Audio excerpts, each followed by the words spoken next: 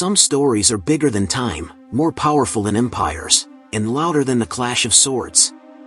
Today, I'm taking you back to a world of betrayal, courage, and vengeance, where friendship turns to rivalry, honor is tested, and destiny waits in the dust of a chariot race. This is a tale of one man's rise from chains to glory, a story that has captivated audiences for generations, and it all begins with a single spark that changes everything.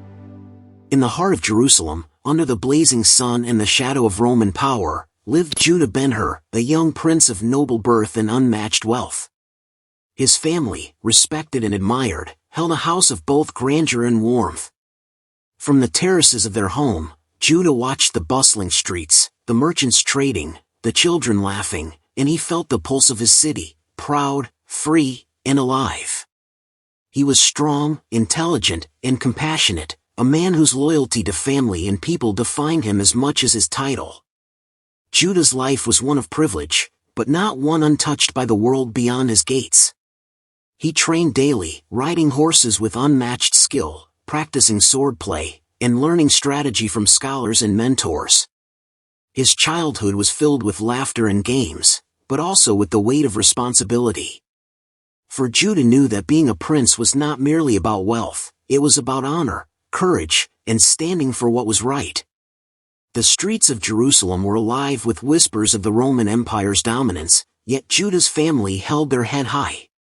His mother, Miriam, instilled in him compassion, patience, and the importance of faith. His sister, Tirzah, brought joy to every corner of their home, a light in a city already burdened with tension. Amid the harmony of home and family, Judah forged bonds of friendship that would shape his destiny, most importantly with Messala, a boy from his past who once shared his dreams and laughter. Together, they roamed the hills, racing horses and imagining the future, unaware that the tides of time, ambition, and empire were quietly setting the stage for a betrayal that would shatter their world. This was the rise of Judah Ben-Hur, a life of promise, privilege, and power, standing on the edge of a fate he could never have imagined.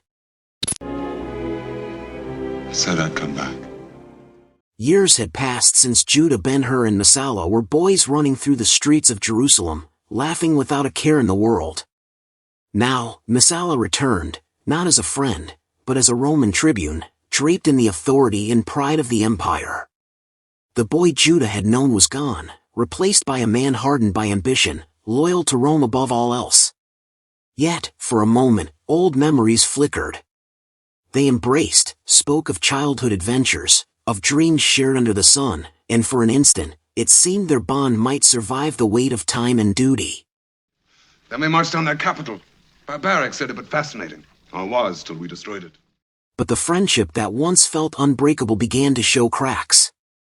Messala's eyes, once warm with laughter, now held calculation and disdain. You must understand this, Messala. I believe in the past of my people and in their future. Future? You are a conquered people. He spoke of the empire's power, of obedience, of the need for control over the city that Judah called home. Judah, proud and compassionate, refused to bend. He could not betray his people, his family, or his conscience for the favor of Rome.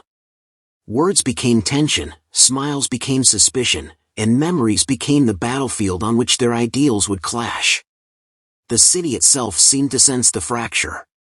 Neighbors watched, whispers of warning rippling through the market squares. Judah's honor demanded resistance, but Messala's loyalty to Rome demanded domination.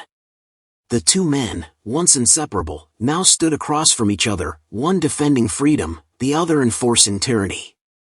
Their laughter had turned to silence, their games to confrontation. It was a friendship shattered not by malice alone, but by destiny, politics, and pride. And in that quiet, tense moment, Jerusalem held its breath, unaware that the collision of these two lives would ignite a chain of events leading to betrayal, imprisonment, and a journey of vengeance that would echo through history. The bond was broken, and the stage was set for a tragedy that would test loyalty, courage, and the very soul of Judah Ben-Hur. The fragile peace between Judah Ben-Hur and Messala shattered faster than anyone could have imagined. It began with a seemingly small accident. A loose roof tile from Judah's house tumbled onto the street, striking the Roman governor. It was unintentional, a twist of fate, but for Messala, it became the perfect weapon. His pride wounded, his loyalty to Rome absolute, he saw an opportunity to crush the boyhood friend who dared defy the empire. Judah stood frozen as Roman guards arrived, their armor gleaming in the sun, their hands ready to enforce the law. Despite Judah's protest, despite the cries of his mother Miriam and his sister Tirzah, Messala accused him of attempted murder. In the name of God, tell them it's a mistake. I leaned on the tile and it broke loose. The city's streets, once filled with laughter and life, echoed with the clank of chains and the murmurs of judgment.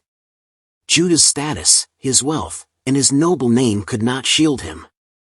The law, when wielded by ambition and anger, is a blade sharper than any sword. As Judah was dragged through Jerusalem, his mother and sister were seized, accused falsely, and imprisoned. Their terrified faces appeared behind iron bars as Judah's heart broke with every step. The betrayal was total, a friend turned enemy, a city silent, a family powerless. He would not forget this moment, the seed of vengeance was planted deep within him. The crowd watched in stunned silence, some sympathetic, some fearful. Judah, once a prince among his people, was now a prisoner, shackled and humiliated. The Roman guards did not falter, and Messala's satisfaction was cold and absolute. As the dust of Jerusalem rose around them, Judah's life took a sudden, irreversible turn. From the pinnacle of privilege to the depths of despair, he was about to embark on a journey that would test every fiber of his being, a journey that began with betrayal, punishment, and the crushing weight of injustice. The streets fell quiet once more, but Judah's spirit burned, a quiet fire that no chains could extinguish. Is it possible, Messala? Is it possible you could do this to us? To people you've known, a family you've loved? Judah Ben-Hur was cast into a world of chains and despair, dragged from the streets of Jerusalem to the vast, unforgiving expanse of Roman authority. Shackled and humiliated, he could see the city fading behind him, the walls of his home swallowed by distance and dust. Yet, the true agony was not his own, it was the fate of those he loved. His mother Miriam and sister Tirzah, accused alongside him, were thrown into prison, their cries echoing through cold stone corridors. Judah's heart ached with helplessness, every step toward exile amplifying his fear for their survival. The prisons were cruel and merciless, filled with shadows, hunger, and the whispers of forgotten souls. Miriam, once vibrant and strong, now faced the slow torment of disease and despair. Tirzah, the light of Judah's youth, was terrified and weakened, her innocence stolen by the cruelty of men. Each day that passed was a test of endurance, a silent reminder of the world's injustice. And yet, even in despair, the bond of family endured. Judah clung to the hope that he could one day return to them, that they might survive this nightmare. Every glance over his shoulder, every muttered prayer, reinforced his resolve. The city of Jerusalem, magnificent and alive, was now a distant memory, replaced by the harsh reality of Roman punishment. Each mile of his forced journey was a lesson in suffering, endurance, and the bitter taste of betrayal.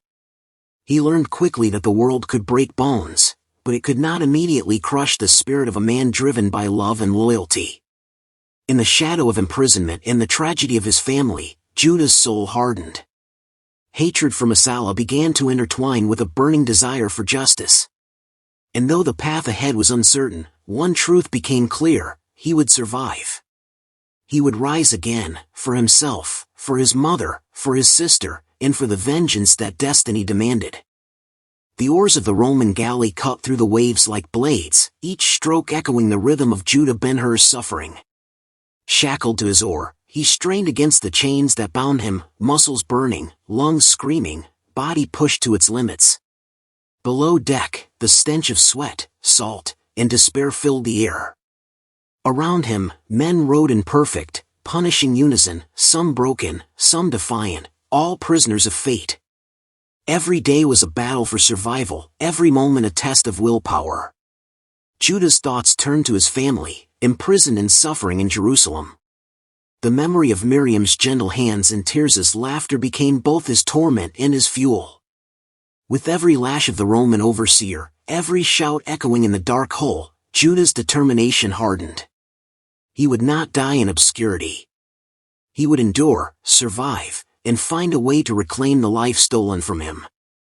The galley was more than a prison, it was a crucible. Friendships were born and destroyed in the heat of misery. Men whispered of escape, of hope, of freedom, and some dreams were crushed under the relentless weight of Roman discipline. Judah listened, learned, and adapted. Each stroke of the oar became a measure of patience, endurance, and strength. His body grew, his spirit unbroken, his mind sharpening with every hardship. Above all, Judah understood that survival was only the first step. The empire believed it had crushed him, but it had only forged him anew. Every drop of blood, every groan of exertion, every sleepless night on the galley carved the path of a man who would rise again. For Judah Ben-Hur, life in chains was not the end, it was the beginning of a journey that would transform suffering into power, hatred into resolve, and a prisoner into a man destined to challenge fate itself.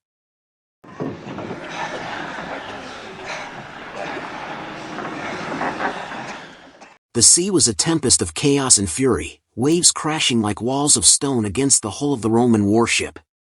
Judah Ben-Hur, still chained to his oar, felt the deck shudder beneath him as enemy ships closed in. The air was thick with smoke, salt, and the cries of men caught in the maelstrom of battle. Amid the chaos, a life and death struggle unfolded, one in which courage would define destiny. As fire consumed a nearby vessel and swords clashed across decks, Judah's instincts surged. He saw Quintus Arrius, the Roman commander, trapped under the weight of fallen debris, vulnerable and in mortal danger. Time froze for a heartbeat. Without hesitation, Judah risked his own life, ignoring the lashes and chains that sought to break him, and freed Arrius from the wreckage. The man's life was saved by the very slave Rome had hoped would perish.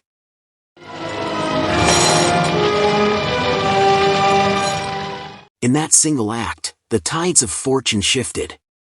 Arrius, a man of authority and discernment, recognized the courage, skill, and indomitable spirit of Judah Ben-Hur. Why did you save me? The boy who had been broken by betrayal and hardship revealed the heart of a hero, fearless, loyal, and resolute. In the midst of war's violence, the chains that bound Judah became insignificant, his actions spoke louder than any rank or title. The battle raged on, but Judah's bravery left its mark. Arrius saw not a prisoner, but a man of honor, a man capable of greatness. The adoption that followed was not merely a reward, but a transformation, a bridge between the world of suffering and a life of opportunity. Judah was no longer a slave to Rome, he had become a son of one of its greatest commanders, a man who could stand tall, armed with skill, courage, and newfound freedom. In the fury of the sea, amid fire and steel, Judah's destiny had taken its first true turn, from chains to courage, from despair to the threshold of power. In his eagerness to save you, your God has also saved the Roman fleet. Freed from the galley and embraced by fate, Judah Ben-Hur returned to Rome, no longer a prisoner but a man reborn. Quintus Arrius, impressed by his courage and strength, adopted him as his son. Judah's transformation was extraordinary, from a chained slave to a Roman citizen, trained in the arts of war, strategy, and honor. In the streets of Rome, he walked with confidence, celebrated for valor and skill, yet his heart remained tethered to Jerusalem, to the family he had lost, and to the friend-turned-enemy who had destroyed his life. Rome dazzled with its opulence, its architecture and power, a stark contrast to the suffering Judah had endured. Yet, for all its grandeur, Judah's soul hung heavy.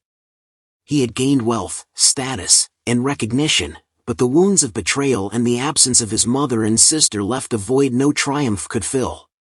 Each banquet, each parade, each accolade reminded him of the life stolen, the innocence lost, and the justice still denied.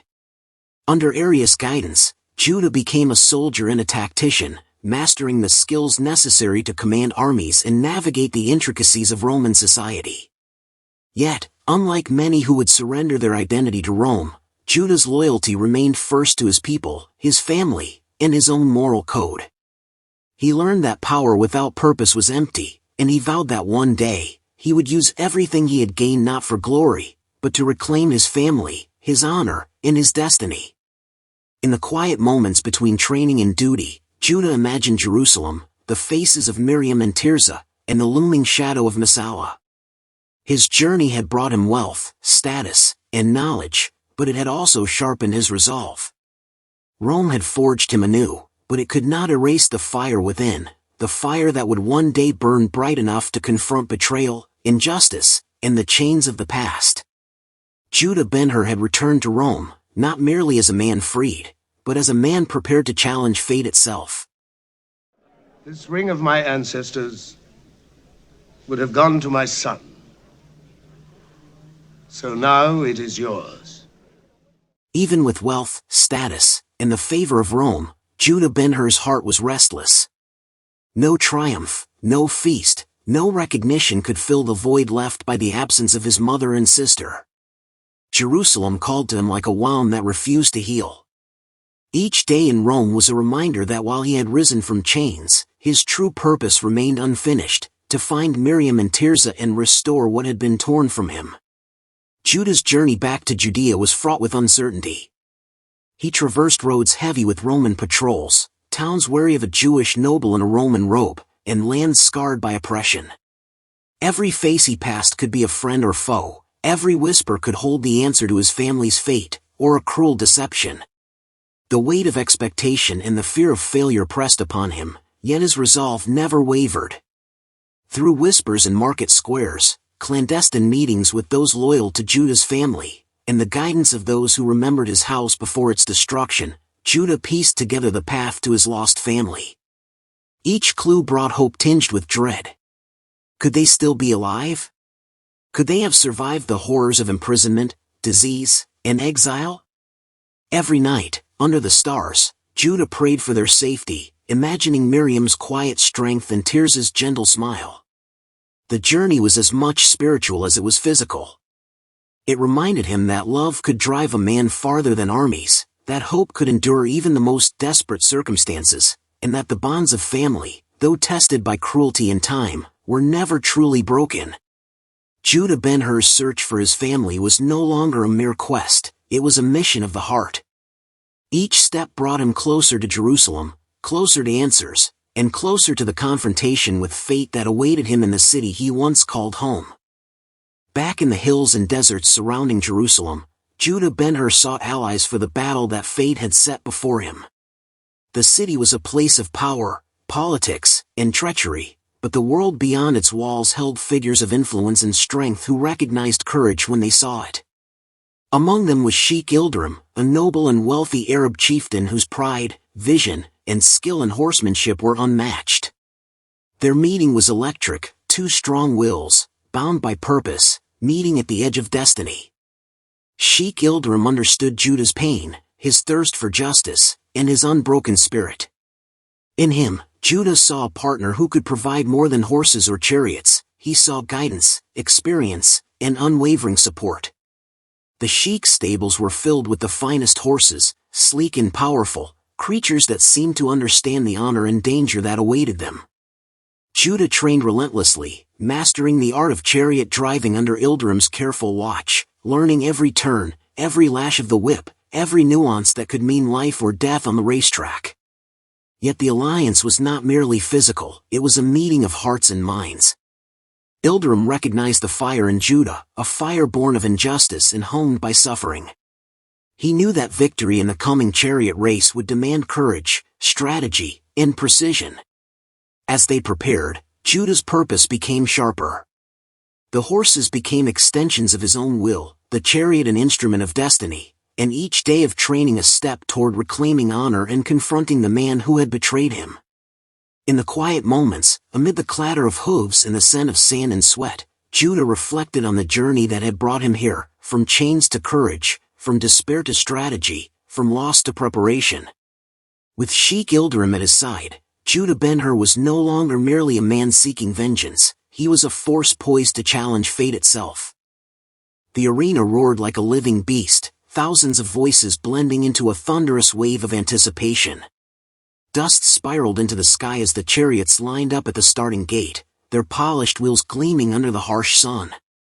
Judah Ben-Hur stood poised, his hands steady on the reins of the mighty horses entrusted to him by Sheikh Ilderim. Across the track, Messala's chariot gleamed, a symbol of Roman pride and ruthless ambition. The air was thick with tension, every spectator holding their breath, knowing that this race would be more than sport, it would decide honor, vengeance, and destiny. As the signal sounded, the chariots surged forward, wheels thundering against the stone track.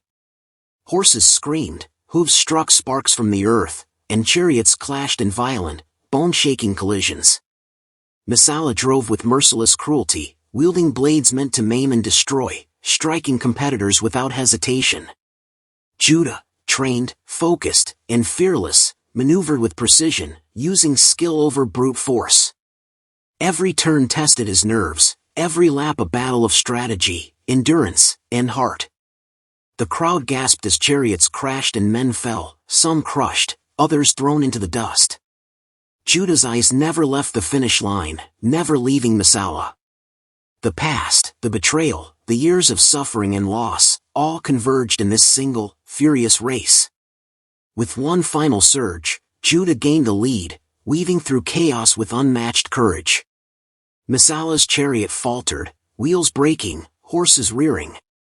The Roman tribune, once his friend, was dragged into defeat, a man crushed by his own hubris and the skill of the one he had betrayed. When the dust settled, Judah Ben-Hur stood victorious, yet the victory was not one of hatred. It was a testament to resilience, skill, and the relentless pursuit of justice. The arena fell silent for a heartbeat, then erupted in awe. Judah's journey from chains to courage had reached its spectacular climax, proving that a man's spirit would triumph over betrayal, ambition, and the cruelty of fate. I see no enemy. What do you think you see? The smashed body of a wretched animal. Judah Ben-Hur stood beneath the shadow of the cross, witnessing a world transformed by sacrifice and grace. Hatred melted, vengeance lost its hold, and love restored what cruelty had shattered. In that moment, Judah realized true strength lies not in revenge, but in forgiveness, faith, and compassion. His journey from chains to courage, despair to triumph of spirit, had reached its profound conclusion. And as his story inspires generations, remember to honor courage and heart. If you enjoyed this epic journey, don't forget to like, comment, and subscribe to the channel for more timeless tales.